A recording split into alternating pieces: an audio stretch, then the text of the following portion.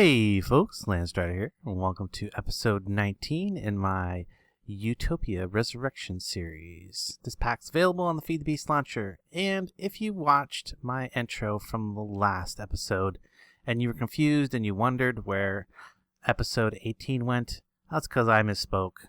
That was episode 18. This is episode 19, and we're going to be working on some storage problems today. We're going to be setting up some new machines. And maybe do a little bit of bees. We'll see. We'll see how far we get.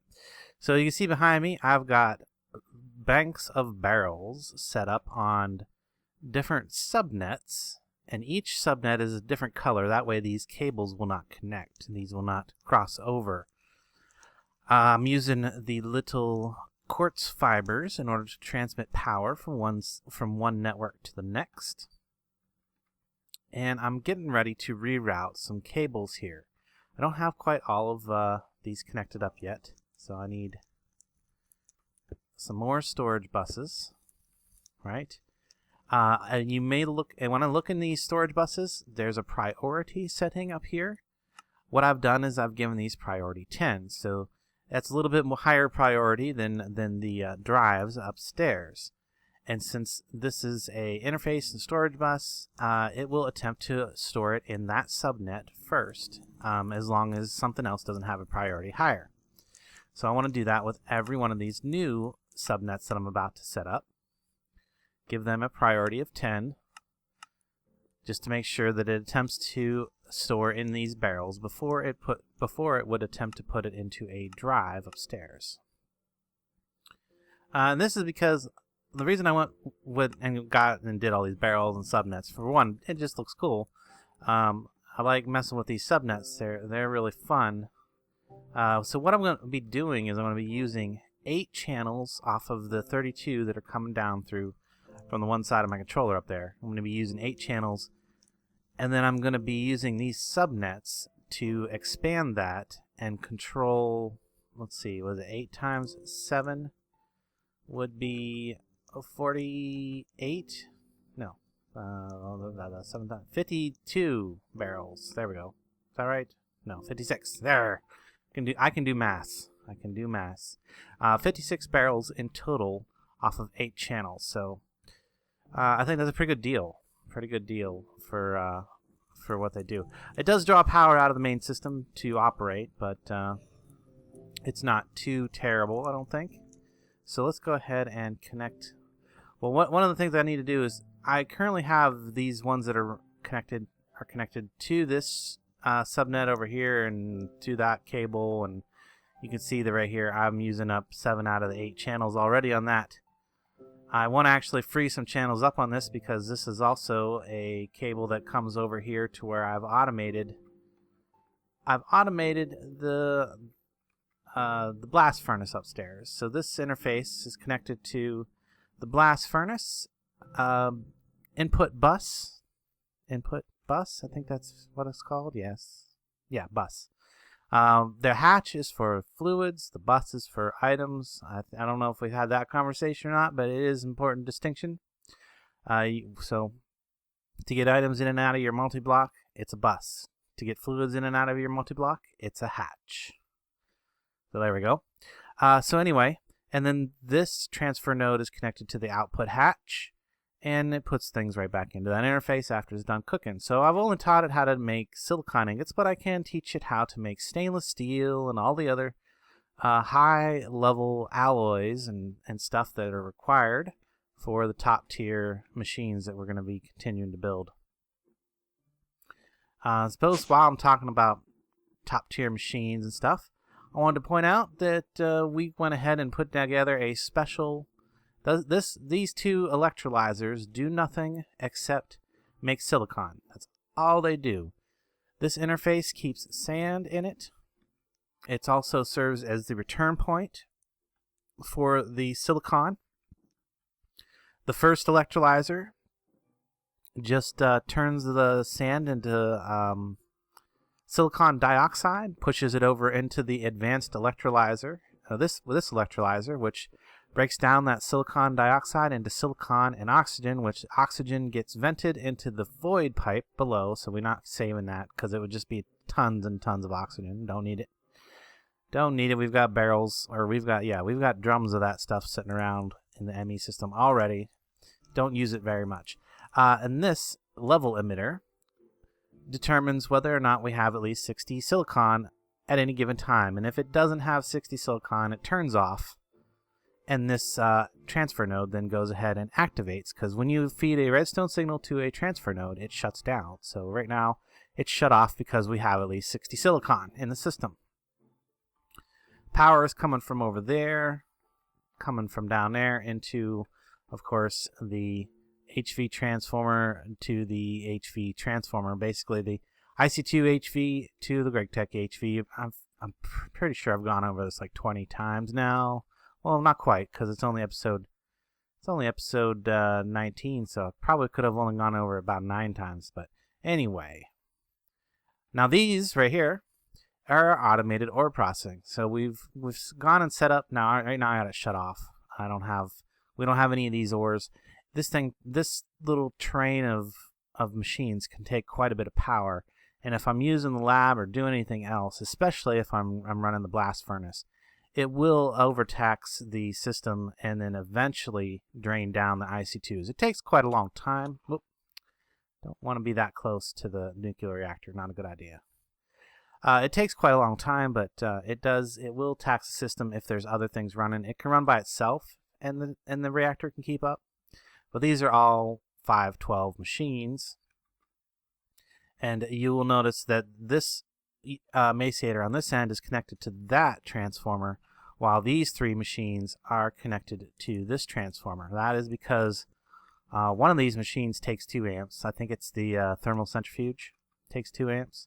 And if I connected all 4 machines to one transformer circuit, it wouldn't quite keep up, and the thermal centrifuge would sputter out occasionally. So that's why that's why this is powered from a different circuit. And that has plenty left over, because electrolyzers don't run very often. And even if they did, there'd still be plenty left over to run that maciator. Comes out the bottom. These on the bottom pull out the extra secondaries and stuff. Basically what happens is as soon as the ore is processed, it immediately kicks it over into the next machine, and anything that's left over, secondaries or whatever, come out of the transfer nodes on the bottom. The only little problem with this is that the ore washer cannot quite keep up with the rate that the maciator operates. So we do end up with a bunch of crushed ore in the system, which is why we have this secondary export bus and input into the top of the ore washer to feed back in that extra crushed ore later on. So we can either feed it ore that goes to the maciator and then down through the line, or we can feed it the crushed ore in at this point. All right, so yeah, that's that automation. I hope I explained that well. And over here, Dornell set us up an implosion compressor. We're going to probably get that powered up. I don't know if I'm going to get that done today or not. We don't have a big call for this. This is basically what we can use to turn the diamond dust back into diamonds, and some other gemstones. We can convert the dust back into their full thing. Now, let's see. Does this have a recipe slot? There's probably a way to pull out the recipes for that, but main thing is being able to turn diamond dust back into regular diamonds. I think you get industrial diamonds that way too when you do it that way. I'm not sure. Where was I? I was talking about our storage up here. I was getting ready to reroute this. So I need to separate these cables right here. So what I'm going to do is I'm going to go get some cable. I think, what are they called? Cable stands, or what are they called? It is called, there it is, cable anchor. I should have a few of these in here, I hope. Yeah, there we go. A few cable anchors, and that's going to allow me to separate those cables. Now, it's really hard to get these in when you're when there's already cables there. I don't think you can even do it. I think what I need to do is go ahead and remove that and that cable. Probably what I should do is also move this No, really I don't need that, because what I can do is I can use my quartz fiber and connect from that network straight over to this one to provide it power. There we go. Now it's powered back up. And that saves me a little bit of, probably didn't need the double quartz here too. But I think I'm going to leave that just because it makes it look, well, maybe I'll change, I don't know. We'll see. So what I need is some anchors. Right here and right here. And that's going to prevent these cables from connecting over to that cable there. So let's get our cable out here.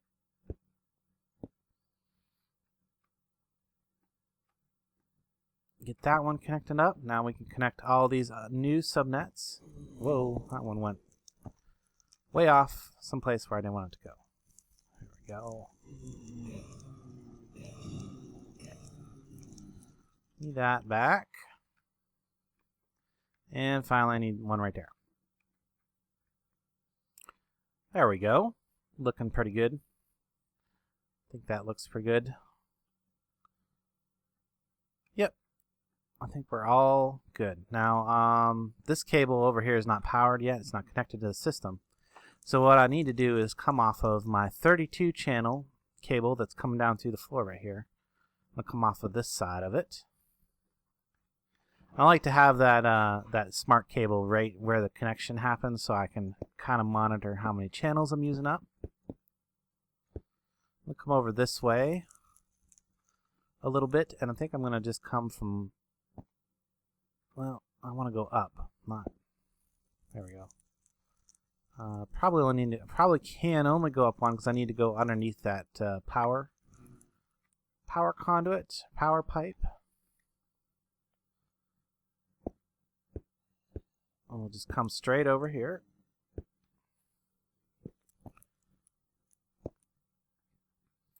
And in a second it'll recognize all this stuff, and I'll have access to all these barrels through the ME system. And should have used up the full 8 channels and give me a bunch more channels on that line, which I can then use to make some more automations on later on. So there we go. 56 barrels connected. That's going to give me a ton more space. The reason I needed the barrels is because most of these drives, now this drive is all 4Ks. I think I have a couple of 4Ks in the rest, but the rest of the drives are all just 1K drives. They're more for storing item types rather than mass quantities of items. So I'm going to use the barrels to store things that I have over 4,000 or 5,000 of. So all this stuff at the top of my list here has definitely got a barrel down there somewhere. And yeah, the next big problem is how to get all the stuff that's currently in these drives into the system down there, into those barrels. Well, I have a solution for that, and it involves another ME device that I have not made yet. Go back to the list of applied energistic stuff. Somewhere in here there is going to be a where is it at? What's it called? I forget. There it is. The MEIO port. This thing is going to allow me to clean out my drives and reorganize things a bit. So I need to make one of these. I think it's going to require some ME drives. I probably do not have the engineering processors, so I can tell the system to make them, though. If I just tell it to craft up, I think I need 3 of them total. Go ahead. I haven't quite got the silicon completely automated yet. I have it so that it keeps silicon in the system, and I can have it make the silicon ingots using the furnace. You know, using the induction furnace, smelter. What's it called? Blast furnace. Dang it. But I don't have it. I don't have any advanced bending machine automated yet. I might do that downstairs in that open area, like where I automated the ore processing. I don't know if I want to try and bring it up here, or I might just do it like kind of right below here because I already have a cable real close there. I already have power relatively close to it. Could do that. And it would be, there's a number of plates that actually could be automated. I'm sure that I could find at least 9 recipes to use. And speaking of plates, that is a big issue. I found another bug with 1.0.1. So we were ready to upgrade. In fact, let me come down here. That's a big deal right here. We are ready to upgrade to a... Ooh, look, I even got extra ones.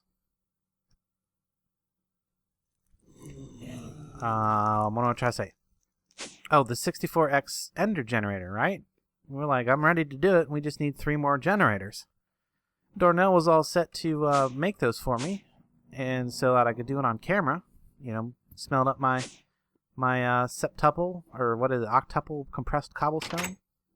Which I can do that right now. And then put together the Ender generator, the 64X Ender generator. There we go. Gives me the octuple compressed. And then I can smelt that in a furnace, and then you can see it went into the system. It's bedrockium. There's my bedrockium ingots. There we go. 9 bedrockium ingots. Milestone there. Problem is, the Ender generator requires Eyes of Ender plates and Ender Pearl plates. You remember from when I was making them in a previous episode. Except in 1.0.1, those recipes are missing. So there's no way to craft them. You can make the dust, but when you put them in the compressor, it does not make plates anymore. And there's no other way to craft those, and no other way to get those plates. So currently, the Ender generator is uncraftable.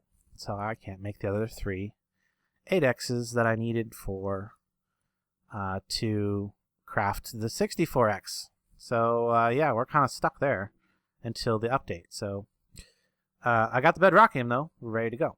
I could make a bedrockium drum to store all of our oxygen.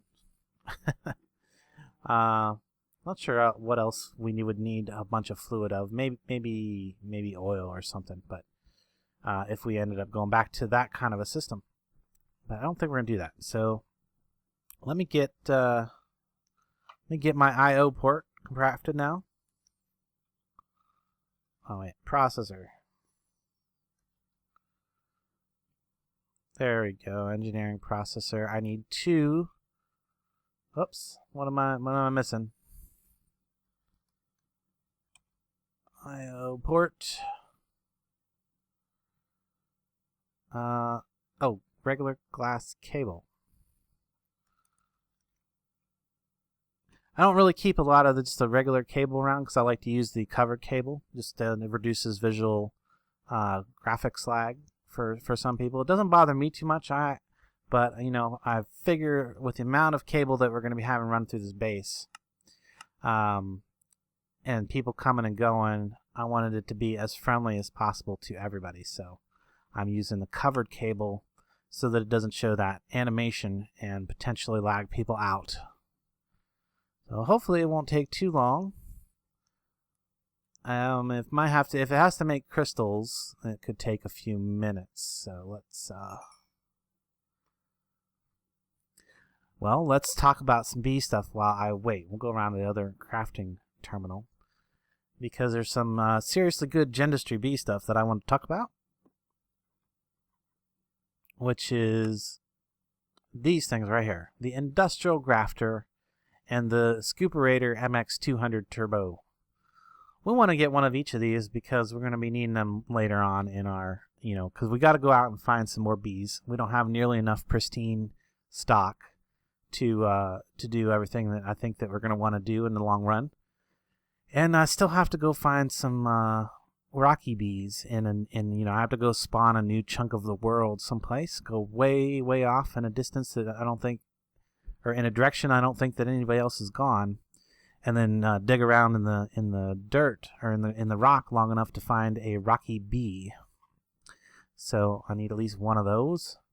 And I think with one I could get enough of what I want. So let's put one of each of these together because we're going to be using these in the future, and I will make them available in the genetics lab for whoever's doing stuff with them. But so we need a grafter.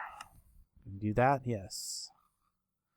And we're going to need a power module. I think we're going to need a power module for the scooperator too, so let's make 2 of those while we're... What am I missing there? Pistons.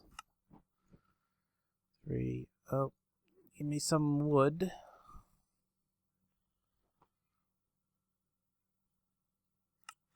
Craft up 100 wood, please. I prefer to do that with the system. That way it goes into the sawmill and I get the most out of my wood. I did move the barrels up from the treehouse, so we do have all the wood up here. And in fact, it should have access to that now that I've connected all that stuff down there. If I could hit the right key. Yes, there we go. See, our wood totals are showing all the wood that's in those barrels down there. I did not have a lot of wood in the system prior to connecting those up. Let me get a few more pistons.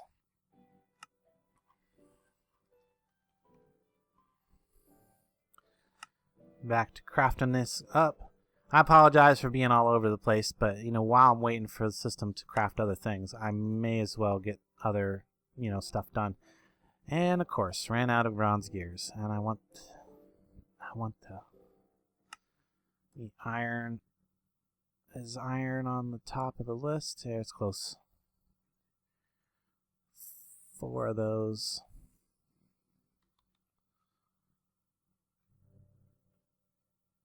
One more power module, and I think I should be able to make both of these. There we go. The industrial grafter starts out with no charge, of course. And hopefully, yeah, I was going to say, I thought there was a scoop in there that was unused. I'm pretty sure it has to be unused. And that's just a diamond and another power module. There we go, the scooperator. These things are really nice for when you're going out and collecting.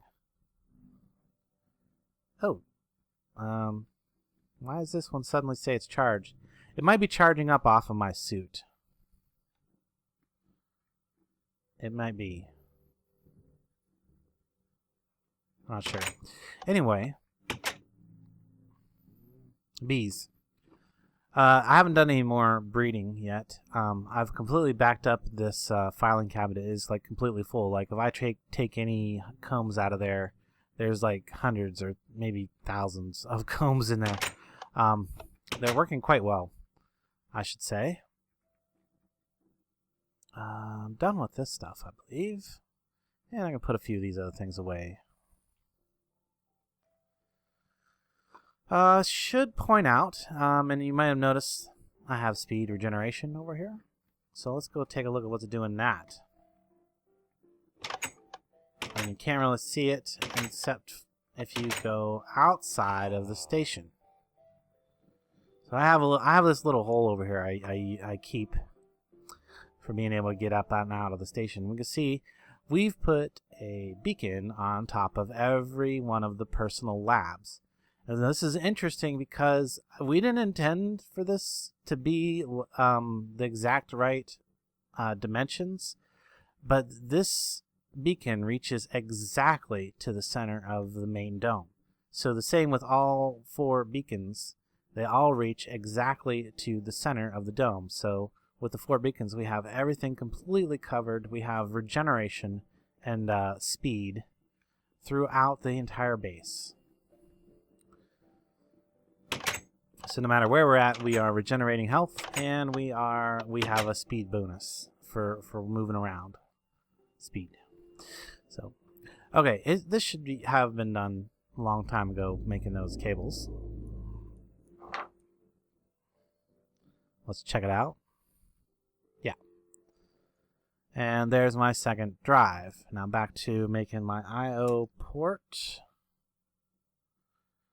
which hopefully I have the stuff for that. Nope, I just need a basic processor.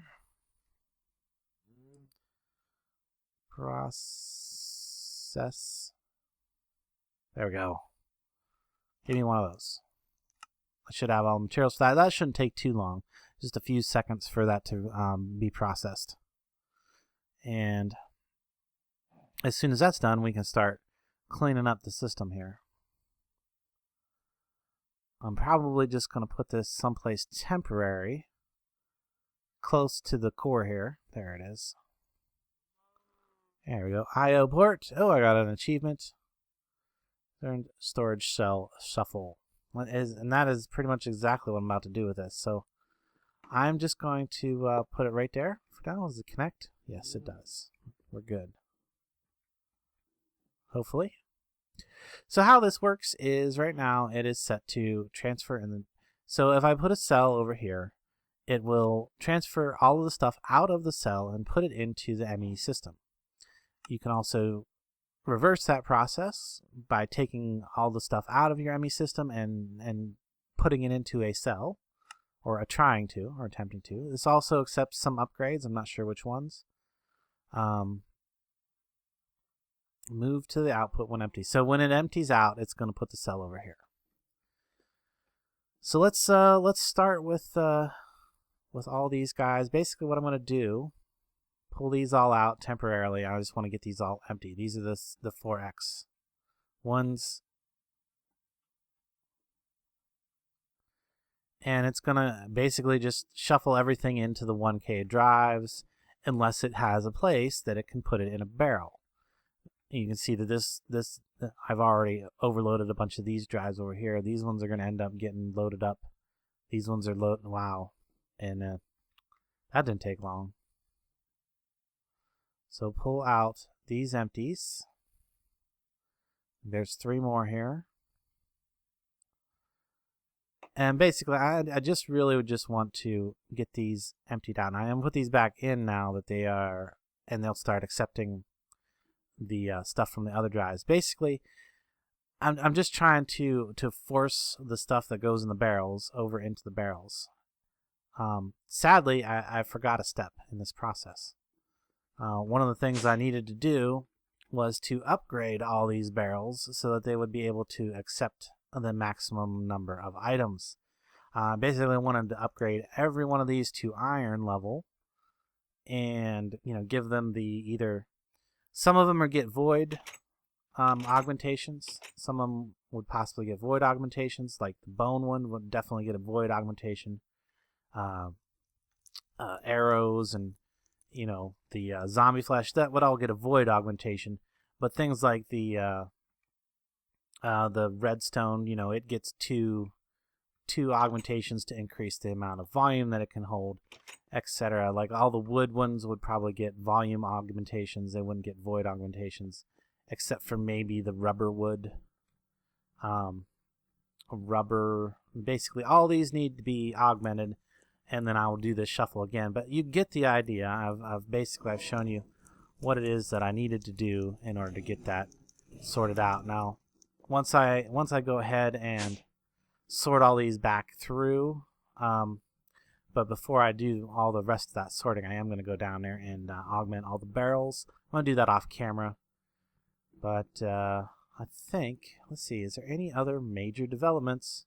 Yes, there is one more major development I want to do. Dornell, who I think just came online, I'm pretty sure I've seen him shuffling around here. Yep. Cool. Has gotten me all the parts I need to put together a multi-block, multi-smelter. So we're going to set that up downstairs. I think that's going to be like right beside that. It's going to be right beside our implosion compressor. That way it can share power with the implosion compressor. And it's not too far from an ME cable that I can use to automate it. So let's the instructions on how to put this together are in the main controller multi-block. It's a 3x3x3 hollow. The controller is in the front, middle, at the bottom. All right. Well, I want that to be this side. The ones to be there, because it's going to share power between these two. So then the power bus, which is going to be this, should sit right there. I guess maybe I shouldn't have put that one down first because it had the instructions. But pretty much all these other ones go on the bottom except for the muffler hatch, which goes on the top. So maintenance hatch can go around here on the back someplace. He's got it. We'll do it in the same kind of spot right there. And then the input. Let's see, maybe we'll do the input and the output on the back because that's closer to the cable, where the cable will probably come down. So which one is this? This is the input bus. Probably doesn't matter too much. Input bus and the output bus can go right there. So then the rest of the bottom of the level needs to be these, what are they called? Heat-proof machine casings. Same stuff that we made our blast furnace out of. Now the center ring needs to be the hollow ring, and it's made out of the any of the heat coils, but I imagine that if you use the top tier heat coil, the nichrome coil, it's going to possibly work faster, I hope, or at least be able to process all the stuff. So the muffler hatch needs to face up and be in the middle top. There we go.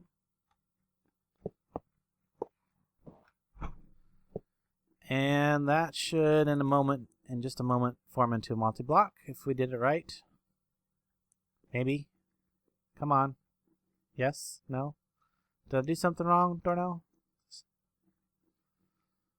Pretty sure that that's according to the instructions. Pipes are loose, screws are missing, something stuck, planings are dented, and circuitry is burned out. That doesn't belong there. It's an incomplete structure. Maybe we don't use the nichrome block? I don't know. Well, anyway, I'll have to experiment with this and figure out why it's not going together, and then possibly come back and let me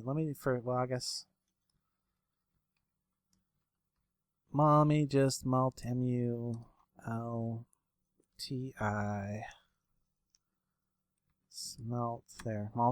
there it is. Multi-smelter. Let's see if I got it close to right. Heating coils, middle layer, hollow. I did that. It might not like the nichrome, but it should accept those. They are heating coils. Input on one on the bottom, output on one on the bottom, energy hatch on the bottom, maintenance hatch on the bottom, muffler hatch top middle. We did that. Heat-proof casings all the way around. I don't know. Should be working. The muffler hatch went into the structure okay. It's just these guys back here don't seem like they're conforming. Maybe they just don't conform. I don't know. Separate the main hatch from the output and input bus. Do what? Separate. Separate the hatch. Say that again without all the background noise. Separate the maintenance hatch from the input-output bus. Okay, we'll try that.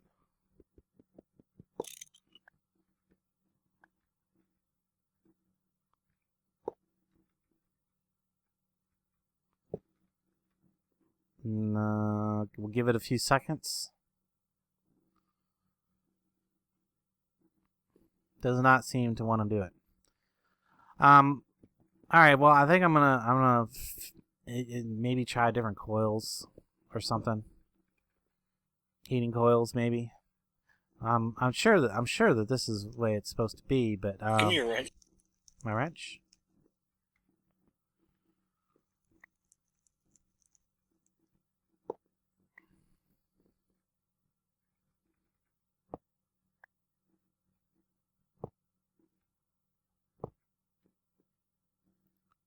Nope. Oh well. Anyway, it's there. We'll get it working, and then next episode I'll explain whatever we had to do to get it working. So,